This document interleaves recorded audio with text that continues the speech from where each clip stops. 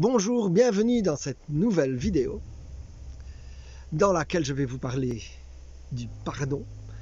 Et rassurez-vous, je ne suis pas meilleur que vous, j'ai les mêmes soucis de pardon.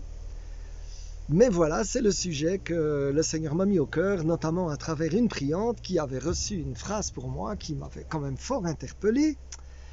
C'est du cœur que viennent les mauvaises pensées. Et donc des pensées, j'allais dire, elle disait d'ailleurs que mon pire ennemi était moi-même. La Bible dit, dans Hébreu, veillez à ce qu'aucune racine d'amertume poussant des rejetons produise du trouble et que plusieurs n'en soient infectés.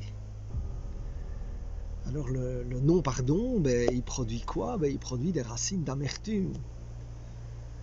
Et ce n'est pas toujours évident.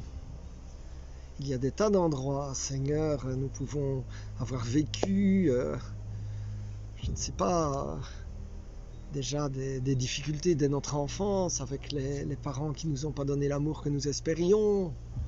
Nous pouvons avoir été rejetés, nous pouvons avoir été méprisés, ridiculisés. Alors moi j'étais tête de turc quand j'étais enfant, donc je sais tout à fait ce que c'est d'être rejeté et méprisé. Nous pouvons aussi avoir été trahis. J'ai aussi vécu des déceptions, des désillusions. C'est facile alors d'avoir de l'amertume. Et pourtant, Jésus nous invite à pardonner.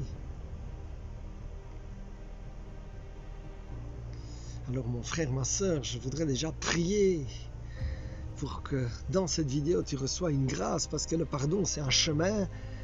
Je veux dire, bien sûr, il y a une partie de décision, de volonté, de choix, de dire je veux prendre la route du pardon, même si elle est étroite et difficile.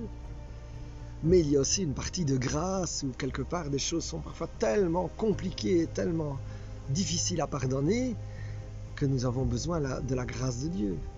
Et parfois aussi, même, nous ne nous souvenons plus de l'événement. Et donc... Là, je voudrais en fait faire une comparaison très humaine, je veux dire, c'est avec l'enfouissement de déchets. Donc là, pour être neutre, je vais parler d'un cas lointain. Aux États-Unis, ils avaient enfoui des déchets chimiques en disant ils sont trop dangereux, on ne sait pas trop quoi en faire, on va les mettre dans des fûts hermétiques à jamais. Et donc ils ont mis les déchets toxiques dans des fûts hermétiques à jamais, ils les ont enterrés dans le sous-sol et quelques années après, il y avait des tas de problèmes, l'eau était contaminée. Et donc, est-ce que parfois nous ne sommes pas comme ça aussi? Les choses sont tellement dures, donc nous avons un mécanisme de défense, nous ne voulons pas les voir. Et puis nous les enfouissons quelque part. Le problème, c'est que même quand ils sont enfouis dans des fûts que nous pensons hermétiques, un jour les fûts commencent à se mointer. Alors on voit les résultats de colère, de dépression, et puis notre eau est polluée. Et on se demande parfois même pourquoi. Là, j'ai témoigné d'une guérison. Cela peut paraître parfois des événements insignifiants, mais quand ils font tellement mal, je veux dire, il y a la perception qu'on en a eu. Il y a aussi si ces événements sont venus rappeler d'autres événements. Et donc moi je parlais par exemple du mépris quand j'étais tête de turc à l'école, et puis lorsque j'avais mon premier flirt, elle aussi a fait du mépris parce que je ne savais pas danser. Et donc elle m'avait jeté parce que je ne savais pas danser. Et donc moi, ça m'a enregistré de nouveau ce truc de mépris. Je ne m'en souvenais plus. Et il a vraiment fallu une prière de libération qui a fait ressortir, où les priants ont vraiment fait ressortir cet événement dont je ne me souvenais réellement plus. Ils m'ont fait ressortir cet événement, et puis depuis, je crois que j'ai raconté, le Seigneur, il a vraiment été bon.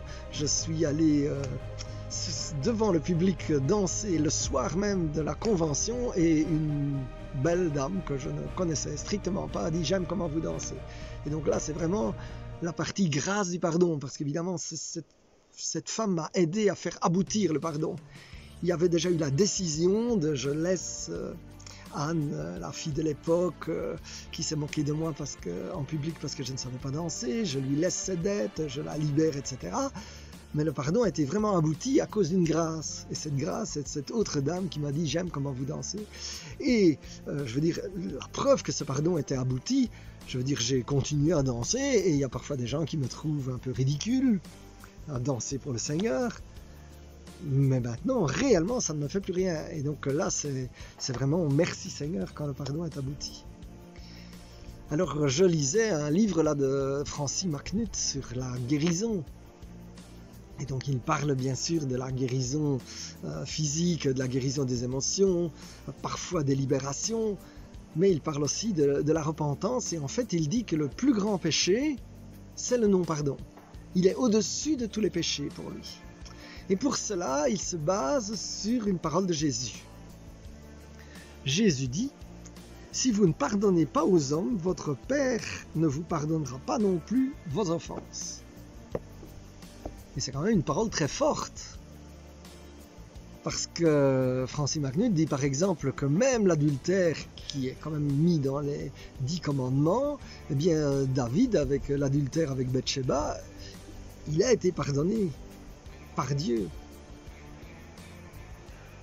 Par contre, Jésus dit que lorsque nous refusons de pardonner, eh bien là, il y a vraiment un blocage. Alors mon frère, ma sœur, comme je t'ai dit, ce n'est pas que par notre propre force, mais je prie déjà que tu aies le courage de prendre la décision de vouloir pardonner et que comme David, je dis moi-même, même pour moi-même aussi aujourd'hui, Seigneur, sonde mon cœur et révèle-moi des non-pardons. Et je peux vous dire que lorsque j'ai fait ça, la liste est bien plus longue que je le crois. Parce qu'évidemment, il y a les grands trucs, mais il y a aussi parfois les petits trucs où l'autre ne s'est pas comporté comme j'aurais espéré qu'il se comporte, etc. Et donc, Seigneur Jésus, je prie pour mon frère, pour ma sœur, que tu lui révèles les endroits où tu veux qu'il ou qu'elle pardonne aujourd'hui, Seigneur. Et Seigneur, j'appelle vraiment la grâce de ton Esprit Saint sur mon frère, ma sœur, la grâce qu'avec douceur tu viens révéler combien tu étais là dans ces moments, combien toi tu n'abandonnes jamais ni mon frère ni ma sœur, tu ne rejettes pas, tu sais ce que c'est la trahison, l'injustice, Seigneur, et tu es à nos côtés, Seigneur. Je prie, Seigneur, que vraiment tu viens donner cette grâce de pardon, cette grâce que tu viens libérer tous ces cœurs fermés, que tu viens les libérer, Seigneur, que tu viens les ouvrir à ta grâce, Seigneur, que tu viens mettre du baume sur ces événements douloureux, Seigneur, et qui sont d'ailleurs souvent répétitifs, Seigneur. Et s'ils sont répétitifs, je demande que tu viennes mettre du baume à chaque fois que ce type d'événement a eu lieu, Seigneur, que ce soit du mépris, Seigneur, que ce soit des abus ou n'importe quoi, Seigneur. Seigneur, je te loue et je te bénis, j'élève ton nom, j'appelle l'Esprit Saint dans la vie de mon frère, de ma sœur. J'appelle que une onction spéciale, Seigneur, de guérison, que tu relâches une onction spéciale de guérison intérieure sur mon frère, ma sœur, afin qu'il et elle puissent pardonner, Seigneur, s'aligner avec ta volonté, Seigneur. Je prie que la mémoire de mon frère, de ma sœur, la mémoire des cellules, la mémoire des pensées, que tout cela soit guéri par ton onction maintenant, in Jesus' name. Et Seigneur, je te remercie que aujourd'hui tu as accompli une œuvre de libération et que mon frère et ma sœur deviennent libres, in Jesus' name. Sois béni. Amen, amen, amen.